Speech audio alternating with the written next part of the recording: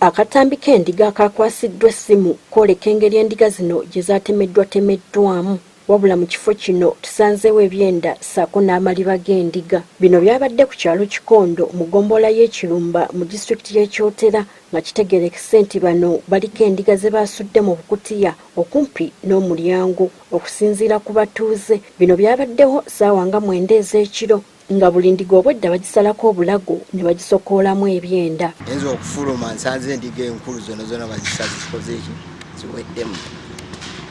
Yannonye n'enzija endaba nga ekiraalo kyonna muliwo endiga mwe zisula mujjudde ebyenda. Endala ze babadde tibannaba kumala kuzongoza naye nga basooka kuzisala ku bulago.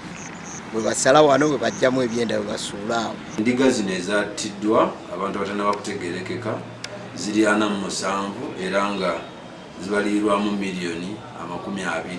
Frank Hazalugo nannyini faamu akukulumidde abamukozeeko ettima kyokka n'asaba ab'ebyokwerinda okwongera ku poliisi ennawunyi. Nga nze ebyo byonna nnyiike naguddemu y'amaanyi endiga zo zibadde ziringa nga zijjamu akasente akayambe amaka gange naye tube tusaba gavumenti eteekewo ezeewo patro y'ekiro. Abatuuze bino babitadde ku bangalo bunani abatayagala kukola.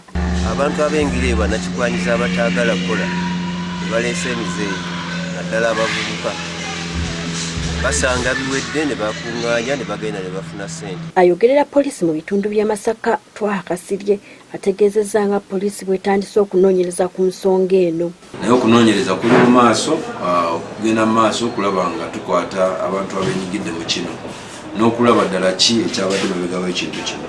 Embeera eno etadde abalunzi ku bunkenke naddala nga mu kaseera kano eyakoze ettemu lino tannakwatibwa.